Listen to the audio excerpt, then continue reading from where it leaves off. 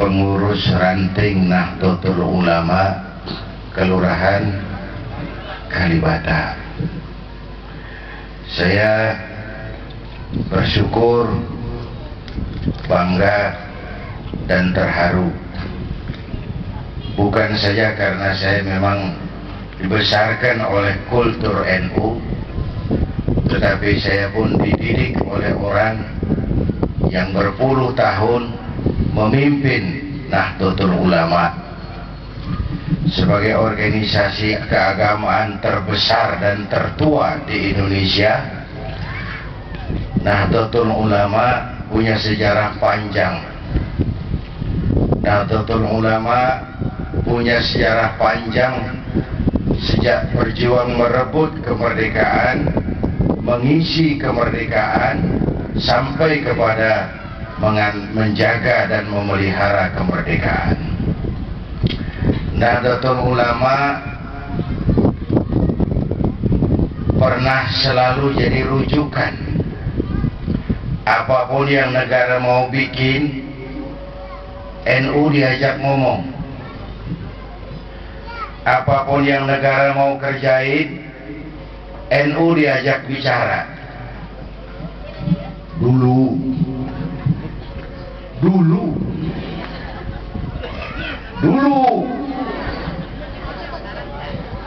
negara mau bikin kabinet menteri, NU diajak ngomong. Negara mau bikin kebijakan ini itu, NU diajak ngomong. NU jadi rujukan. Dulu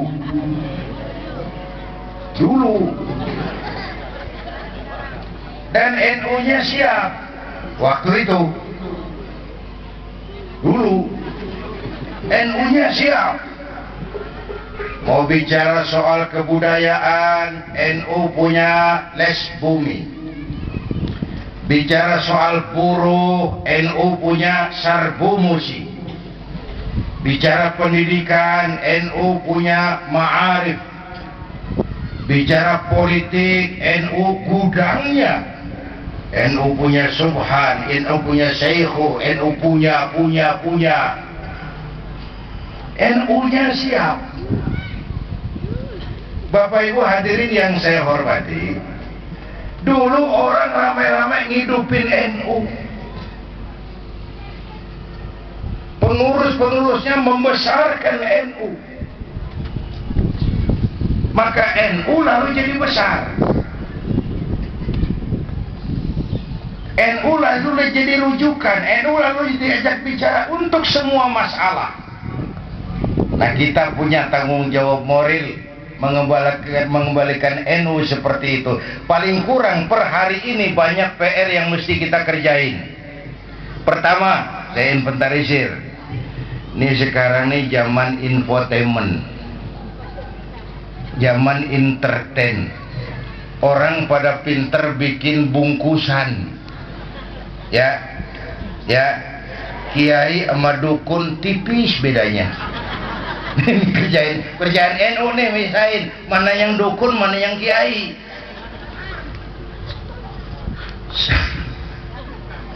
Ini sekarang bu, banyak minyak babi cap onta. Ini saya kemukakan istilah guru saya di Pak Idam nih. Sekarang banyak minyak babi cap onta. Kita terpedaya, kita terpesona, kita terpukau lantaran mereknya cap onta, padahal isinya minyak. Hati-hati, minyak babi cap onta. Kalau minyak onta cap babi halal. Ini minyak babi cap onta. Saya kasih contoh. Mereknya Negara Islam Indonesia. Bagus nggak mereknya? Bagus, cap onta. Merek cap onta. Buat NU ada yang sudah final. Buat NU ada yang nggak bisa diganggu gugat. NKRI final, Pancasila final, Undang-Undang Dasar 45 final. Bapak Ibu hadirin yang saya hormati, Sementara itu kata saya nih, tempo hari di TV, ibu-ibu masih ingat kali, penyakit kronis bangsa kita yang akut sekarang ini 3: kudis, kurap, kutil. Kudis, kurap, kutil. Sumber penyakitnya satu, kuman. Kudis, kurap, kutil. Sumbernya kuman. Kudis, kurang disiplin. Kita ini kok tiba-tiba jadi bangsa yang rendah disiplinnya. Rendah. Padahal Indonesia kita ini merdekakan dengan keringat, air mata, darah, dan nyawa. Iya. Malaysia merdeka, rada dikasih Inggris, nggak tapi keringetan dia. Singapura merdeka, mutlak dikasih Inggris. Indonesia merdeka, keringat, air mata, darah, dan nyawa. Bangsa yang merdeka seperti ini mestinya akan disiplinnya tinggi, tahan banting, tidak cengeng. Kenapa? Merdekanya dengan keringat, air mata, darah, dan nyawa. Mestinya punya disiplin tinggi. Nyatanya disiplin kita rendah di semua bidang per hari ini. Coba analisa ekonomi tahun 2011 sekarang ya, akhir, Indonesia akan jadi pengimpor beras terbesar nomor 4 di dunia. Kita beli beras dari luar buat kebutuhan kita di dalam, nomor 4 terbesar. Kok bisa? Bisa. Kan kita banyak punya sawah dulu. Sekarang kita terserang penyakit kudis, kurang disiplin. Sawah yang subur ditanemin gedong, sawahnya pindah ke lahan gambut di Kalimantan Tengah. Di Jawa sawah habis, di Kalimantan sawah gagal. Beli beras ke Vietnam, negeri sekepel. Kudis, kurang disiplin. Satu contoh, korupsi rada susah diselesaikan. Kenapa? Pejabat kita dua penyakitnya. Pertama penyakitnya tuh disiplinnya takut atasan, kagak takut sama Tuhan. Yang kedua nih, yang brengsek nih, banyak kasus hukum diselesaikan secara politik. Lah urusannya jadi nguap kayak lagu Bengawan Solo. Tahu lagu Bengawan Solo? Air mengalir sampai jauh, akhirnya ke laut. Kalau udah ke laut udah ada kanyut, siapa yang mengurusin? Ya, banyak kasus-kasus besar yang akhirnya ke laut. Gara-gara aspek hukum diselesaikan secara politik, timbul kudis, nggak lagi disiplin, ke laut akhirnya. Senturi, laut.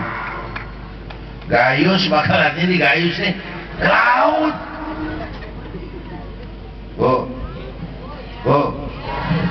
Kudis. Disiplin atasan tapi nggak takut atasan, tapi nggak takut Tuhan. Itu yang saya bilang kayak anak muda naik motor ngebut, nguang, lampu merah nyerobot terus, disetop sama polisi. Prit, iya pak. Minggir, siapa? SIM punya pak. STNK punya pak. Tahu lampu merah? Tahu pak. Kenapa jalan terus? Saya kagak tahu, ada bapak. Enak. Disiplinnya kalau ditongkrongin doang. Bapak Ibu hadirin yang saya hormati, lagi sekarang ngadepin era perdagangan bebas. Habis kita kebanjiran pabrik-pabrik produksi Cina. Kita nggak protek pemerintah kita terhadap produk sendiri. Sampai jangankan yang mahal-mahal, ibu bapak kalau tiap tahun 200.000 orang kita Indonesia pergi haji ke Mekah, reksa kain ihramnya tuh, ada tulisan di ujungnya tuh, made in China. Tibang kain ihram mesti made in China. Kain ihram. Mana produk-produk kita itu? Balik kepada soal disiplin. Apalagi kita orang NU nih, semua konsep agama kita nih muaranya kan, pongkolnya kan disiplin. Disiplin. Syahadat itu kan disiplin akidah. Punya keyakinan, disiplin. Sholat, disiplin waktu. Kecuali kalau ada hajat kayak sekarang nih. Ntar dulu gue belum rapi ngomong. Satu saat Imam Malik lagi ngajar. Imam Malik lagi ngajar dibaca kitab. Kedengaran azan kayak tadi itu. Imam Malik berhenti. Ngajinya berhenti. Selesai azan, dia terusin pengajian. Muridnya tanya, Syekh, iya, bukankah amal yang terbaik sholat di awal waktu? Iya. Kenapa kita ngaji terus bukan sholat dulu? Kata Imam Malik, yang kita kerjain ini pun nggak kalah afdolnya dengan sholat di awal waktu. Ngaji kita terusin dulu, sholatnya agak takhir. So kalau sholat dulu berubah nih sok nih. Orang sebagian pada pulang, kacau urusan. Kata Imam Malik, gua malah dibikin pagar aja nih, yang sampai disalahin orang gitu.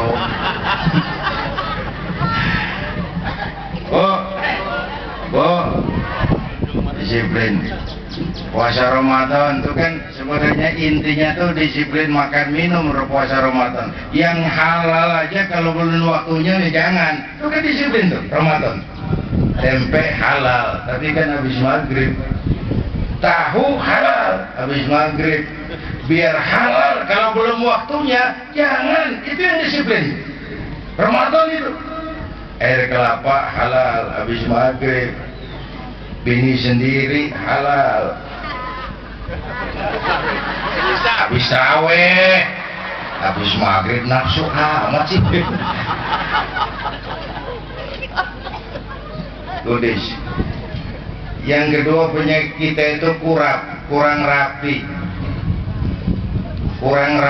Kita ini bangsa yang lemah manajemennya, amburadul birokrasinya.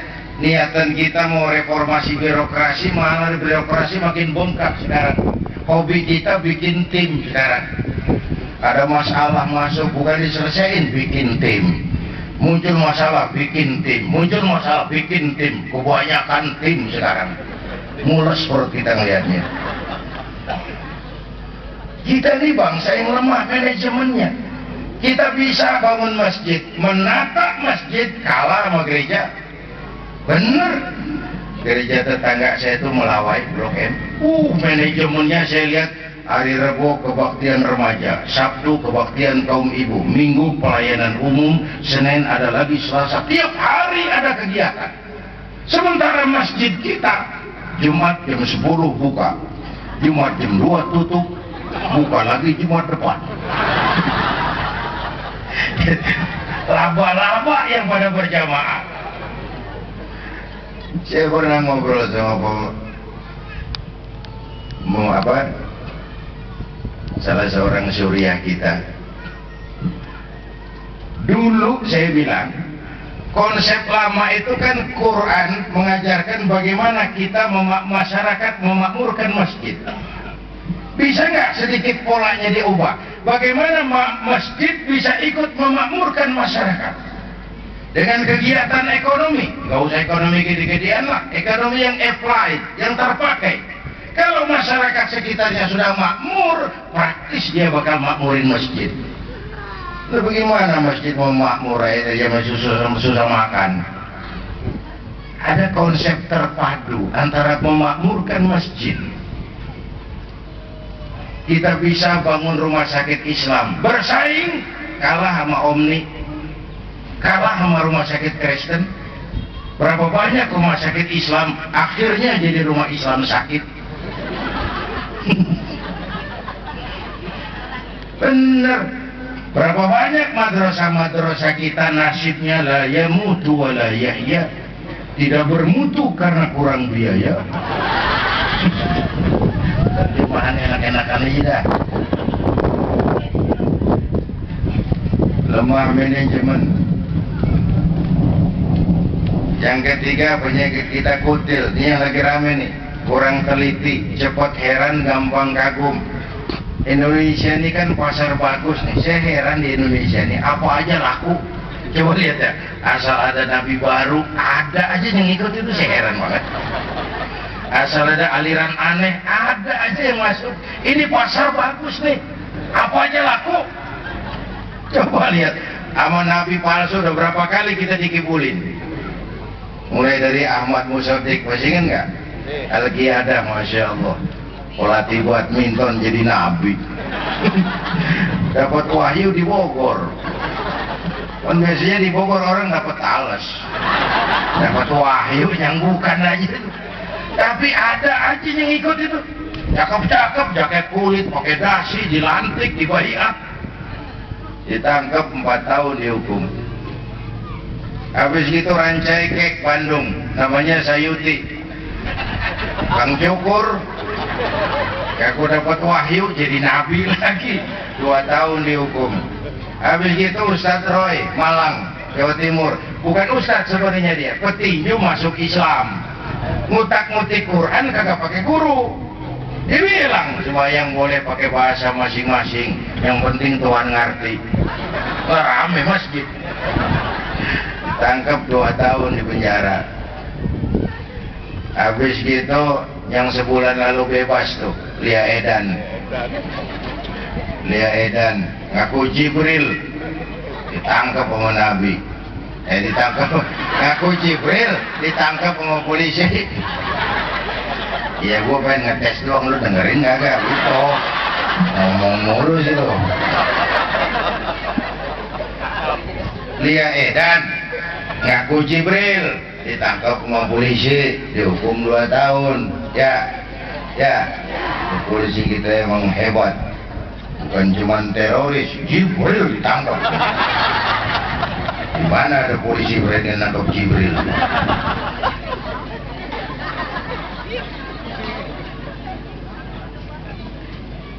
Paling belakang menurut catatan bakor pakemnya Kementerian Agama, itu antara Cirebon Losari, batas Jawa Tengah Jawa Barat, muncul agama baru namanya agama Jasun, agama Jawa Sunda, Jasun. Yang jadi nabi Tugimin jadi nabi. Saya bilang ini mah jangan jadi nabi, ini jadi kiai juga orang tapi angker namanya ilmu karom bapak kiai Tugimin. Enteng banget. Yang susah selawatnya dari dah. Kalau kita kan enak, ya Habibi ya Muhammad, asyik. Coba ganti sama yang barusan, kagak enak. Ya Habibi ya Tugimin, kagak enak-enak ya udah. Nah ini masyarakat kita emang lagi kutil Pak, kurang teliti, cepet heran, gampang kagum. Orang pandai bikin entertain, pada pinter bikin bungkusan. Tadi saya bilang kiai sama dukun tipis bedanya. Pemburu hantu pada pakai sorban, ntar kiai gue suruh pakai helm, biarin. Atribut aja udah kacau, sekarang. Orang pada jago entertain, pada pinter bikin bungkusan, maka terjadi pembiasan nilai-nilai dakwah. Bapak Ibu hadirin yang saya hormati, dalam konteks situasi itulah maka Nahdlatul Ulama harus ditampil jadi filter buat umat. Jadi filter. NU memang tidak pada posisi membubarkan Ahmadiyah, tapi NU sangat bisa mendorong pemerintah untuk membubarkan Ahmadiyah. Jelas itu? Jelas? Soal bubarkan Ahmadiyah memang bukan porsinya NU, tapi NU sangat penting mendorong pemerintah membubarkan Ahmadiyah. Karena apa? Kita berkeyakinan itu bukan soal kebebasan, itu penodaan terhadap agama. Kalau kebebasan sih kita nggak usah diajarin dah. Kita nggak ngamuk orang Kristen bilang Tuhan 3, Tuhan Anak, Tuhan Bapa, Ruhul Kudus, silahkan. Itu babnya lakum dinukum, itulah kebebasan. Kita nggak ngomel orang Buddha bilang Tuhan 2, Tuhan besar Mahayana, Tuhan kecil Hinayana, silahkan. Mau Tuhan besar, Tuhan tanggung, silahkan. Lakum dinukum. Tapi lain soalnya kalau ada orang ngaku Islam lalu percaya ada Nabi sesudah Nabi Muhammad, itu penodaan. Nggak ada kebebasan nginjak kaki orang. Nah, saya juga bisa ngomong, saya kan beli radio, saya setel di rumah saya sekenceng-kencengnya. Terus saya ngomong, radio gua, yang beli gua, pakai duit gua setel di kamar gua sekenceng-kencengnya, nggak ada urusan sama orang lain. Kata saya, tetangga saya kan boleh juga dong ngomong begitu. Kata tetangga saya, mata gua yang ngantuk gua tidur di kamar gua, ngapa suara radio lu nyampe kemari? Mana ada kebebasan tapi nginjak kaki orang? Nggak mungkin. Di sini NU harus tampil jadi filter, menjaga akidah umat. Ini kan sekarang kondisinya begini nih Bu, pakai cerita aja dan yang enakan cernanya. Dulu terjadi tabrakan di jalan, kencang banget, wah, korban jatuh belepotan darah, dikerubungin orang banyak. Datang wartawan, mau ngambil gambar dari dekat susah, orang banyak banget ngerubung, padat, nyari akal nih wartawan biar bisa maju ke depan. Tolong, saya dikasih jalan ke dekat korban. Orang nengok semua, saudara siapa? Saya bapaknya korban. Dia ngaku bapaknya korban, ya orang pada minggir kan. Minggir, ada bapaknya korban ini. Pada minggir semua orang. Dia maju ke depan korban. Nyampe di depan korban, pucat mukanya tuh wartawan. Kenapa? Yang ketabrak anak monyet. Dia udah kadongan ngaku bapaknya korban. Ini cerita pendek, cuman muatannya lumayan nih. Ya, Bu, kalau belum kenal bener mah jangan buru-buru ngakuin. Ya, ini cerita tapi ada muatannya. Kalau belum kenal benar, jangan buru-buru ngakuin. Dia kagak tahu yang ketabrak siapa, ngakuin aja saya bapaknya korban. Lu makan lu jadi bapak monyet. Kan sekarang begitu, baru ketemu orang 3 hari jenggotnya panjang, ngaku nabi, ngikut aja. Sorbannya kayak Batman, ngikut aja. Belum tentu. Buat kita keluarga NU tentu jaga gawang. Anfusakum wa ahlikum. Nah, ini yang pertama saya kira masalah kekinian. Yang kedua, menjaga semangat kebersamaan. Kita capek sekarang nih, dikit-dikit pada main kafir-kafiran. Ya, kitab kita sama, kiblat kita sama, nabi kita sama, kita dikafir-kafirin. Capek. Bu, sekarang nih banyak masjid kita pada hilang. Bu, percaya nggak?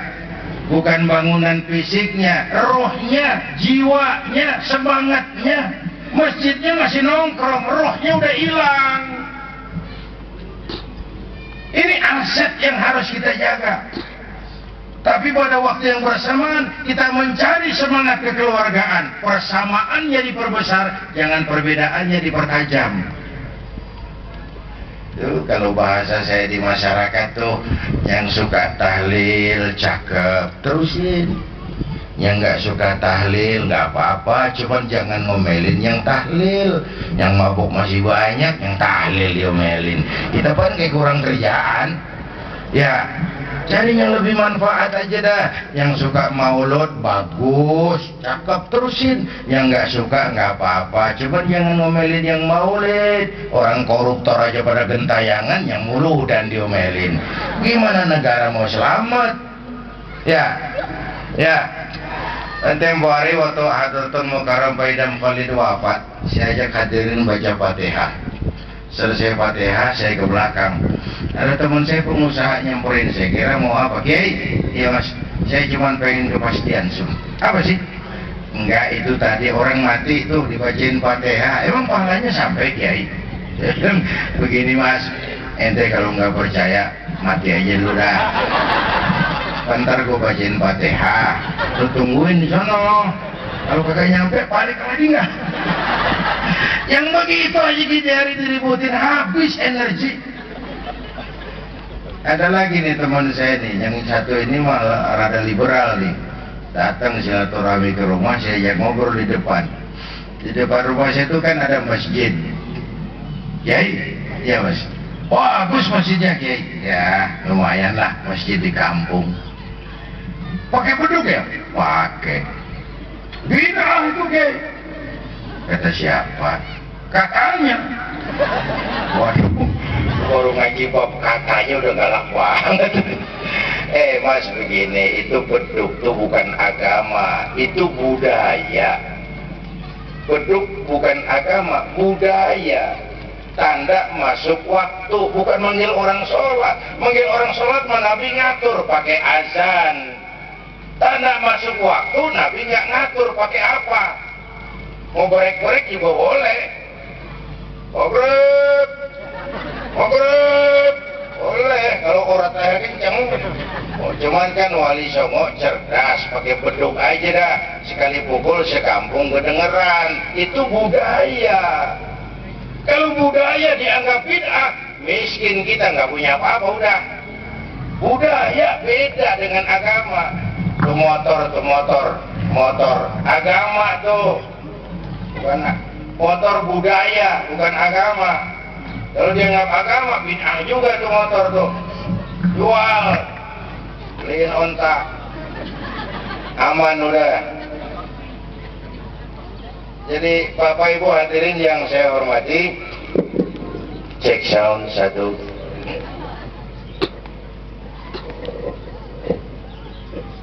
Cek 1 2.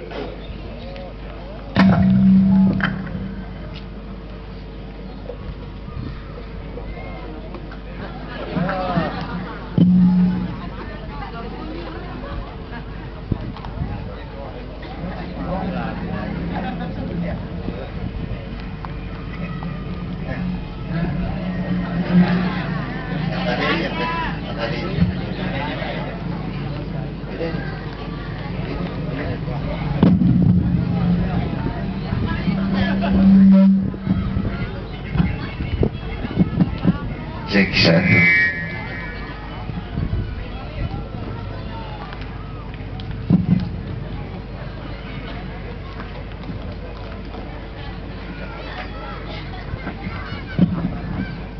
Cek 1 2 cek.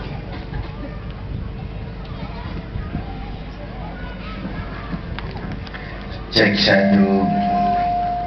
Cek 1 2. Ekornya dikurangin aja mas, agak menggema ini. Cek 1 2. Ekornya habis aja. Cek 1 2. Cek sound 1 2. Cek 1 2. Bapak Ibu hadirin yang saya hormati, saya ngomong apa baru santri? Motor. Ayo, tugas kita cari persamaan, jangan memperbesar perbedaan, menjalin ukhuwah watoniyah. Setelah ukhuwah Islamiyah itu membangun semangat kebersamaan. Kalau ngambil filsafat perjuangan Nabi, ayo kita lihat. Nabi itu awal-awal perjuangan dibantu 5 tokoh utama.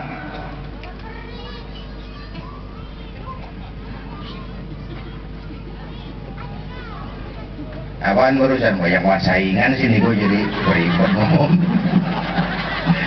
Nabi di awal-awal perjuangan didampingin 5 tokoh utama.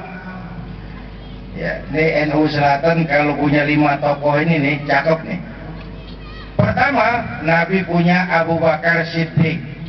Siapa itu? Sahabat merangkap mertua, orang tua bijaksana, tempat Nabi tukar pikiran. Kampung enak kalau ada yang dituain. Ya, jangan di sono kalau mau mabok. Apa bang? Agak enak bang Ano, lumayan tuh. Masih ada yang dituain. NU harus punya Abu Bakar Siddiq, orang tua bijaksana, tempat Nabi tukar pikiran. Apalagi Nabi punya Umar bin Khattab, imam tapi jenderal, jenderal tapi imam. NU kudu punya tuh imam jenderal Umar bin Khattab. Selesai? Belum. Nabi punya Utsman bin Affan, pengusaha tapi santri, santri tapi pengusaha. Kita bakal maju kalau banyak punya Utsman, penyandang dana. Nih bangun masjid cakep begini nih, nggak cukup pakai takbir. Allahu Akbar, ubah turun. Kagak ada lo kudu beli semen, beli pasir, kudu ngecor. Perlu Utsman, perlu Utsman. Kalau nyari Abu Bakar gampangan, nyari Umar gampangan, nyari Utsman yang rada susah. Lalu Nabi punya Ali bin Abi Thalib, tokoh muda tapi intelek, masih muda, rela korban jiwa demi keselamatan Rasul di malam hijrahnya. Nah yang keempat baru Nabi punya Khadijah binti Khuwailid, perempuan budiman. Orang lain belum iman, Khadijah iman. 5 figur ini bersatu bahu-membahu bantu perjuangan Nabi. Semua tidak ada merasa yang lebih hebat di depan Nabi, semua sama. Maksud saya begini, kita perlu punya segala macam senjata. Kita perlu punya golok, punya pedang, punya gergaji, punya pisau, punya silet, punya paku, punya jarum bahkan. Kapan makainya? Lihat dulu yang dihadapin apaan. Yang lo hadapin apaan sih? Kumis bang, silet, turun. Lo sono ngadepin apa lo? Akar kayu nangka, gede bangun, kampak, maju. Semua senjata perlu, semua berjuang, tapi bahu-membahu. Ini kita kan sering emosi, kelebihan. Yang dihadapin kumis, kampak diturunin. Bibir bongkar, urusan kagak rapi. Anak-anak muda itu berani perlu, nekat jangan. Berkorban harus, konyol ntar dulu. Mati syahid siap, mati sangit enggak. Semua berjuang, semua harus saling melengkapi. Kiai-kiai yang tegas di mimbar berani kita perlu. Kiai-kiai yang empuk, asik, adem, membuka bab wudu, bab sholat, bab toharo, kita perlu. Semua saling melengkapi. Jangan yang mentang-mentang berani di mimbar maki kiai yang ngajar fikih ngenyek. Lo kiai gini hari ngasih ngajar fikih bab air mulu jadi gerame lo. Enggak begitu, kita semua perlu saling melengkapi. Jangan yang satu merasa lebih berjasa dari yang lain. Semua berjuang, cuma strateginya beda, yang dihadapin beda. Bapak Ibu hadirin yang saya hormati, nggak bisa berani sama nekat, tipis bedanya tuh. Berkorban sama konyol juga tipis bedanya, kita harus hati-hati. Allahu Akbar, bener. Yang besar cuma Allah, memang. Yang lain kecil semua, pasti. Cuman kalau kebo gila lagi ngamuk, minggir dulu ntaran. Kebo gila ngamuk teriak, Allahu Akbar. Kebo kecil, jangan minggir kalau gak remek loh, remek. Jadi saya pikir kiai-kiai kita tuh harus saling melengkapi, sehingga perjuangan enak hasilnya, semuanya berjuang, semua berjasa, semua cinta Islam. Jangan yang satu merasa lebih hebat dari yang lain. Bapak Ibu hadirin yang saya hormati, inilah pentingnya membangun kebersamaan seperti yang telah ditunjukkan oleh warga NU selama ini, membangun semangat kebersamaan. Walaupun tidak harus selalu bersama-sama, perlunya membangun semangat kebersamaan. Saya kira dengan jiwa semacam itu, saya dulu zaman ngaji sama Pak Idham, waktu itu kan nih Pak Pak Hasin tahu waktu terima asas tunggal Pak. Waduh, saya ikut protes Pak Idham. Kenapa sih Nudin? Apa yang masih kita bisa punya Pak? Nama nggak boleh pakai nama partai Islam. Boleh dah kita pakai nama P3. Asal-asasnya Islam. Sekarang asasnya digulung lagi Pak. Nggak boleh pakai asas Islam. Harus asas tunggal Pancasila. Nah kita Bapak terima lagi. Kita udah kagak punya apa-apa nih Bang. Pak Pak Idham ketawa. Terus saya remaja lagi semangat-semangatnya. Kata Pak Idham, Zainuddin, gimana Pak? Kita nggak boleh dagang nasi goreng. Biarin kita dagang nasi uduk dulu dah. Yang penting warung punya. Sebab kalau mau dagang nasi goreng juga warung digusur. Biarin dagang nasi uduk dulu, yang penting masih punya warung. Jadi kalau maju kena, mundur kena, itu Pak. Sekarang ini sulit, maju kena, mundur kena, miring. Bapak Ibu hadirin yang saya hormati, itu sebabnya Nahdlatul Ulama itu eksis dari zaman awal sampai akhir insya Allah. Ya, itu tetap eksis di tengah masyarakat. Jadi kalau mau pakai bahasa gampang, NU itu ibarat orang tukang joget ngerti irama kendang. Ya, ibarat tukang joget yang mana aja kudu ngerti irama kendang. Nah kalau kendang kenceng jogetnya pelan kagak nyambung. Tukang joget yang bagus ngerti irama kendang. Jangan tersenyum kepada orang buta, jangan berbisik kepada orang tuli. Kagak nyambung. Orang buta diajak senyum. Bagus maksudnya, cuman kan rada mubazir. Nggak nyambung maksudnya gitu, nggak nyambung. Karena itu saya tidak berpanjang-panjang. Selamat kepada pengurus ranting yang dilantik hari ini. Selamat berjuang untuk Nahdlatul Ulama menjadi pemersatu umat dan bangsa, menjadi filter bagi umat kita. Semoga Allah memberikan pertolongannya kepada kita semua. Lebih kurang mohon maaf. Usikum wa iyaya bitaqwallah. Wassalamualaikum warahmatullahi wabarakatuh.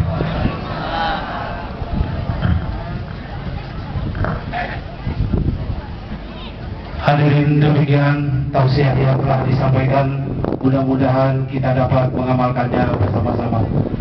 Acara kita tutup dengan pembacaan doa yang akan dipimpin oleh Rois Surya, Majelis Wakil Cabang Nahdlatul Ulama Kecamatan Pancoran, Al-Mukarram Al-Ustaz Dr. Rodas Haji Abdul Halim.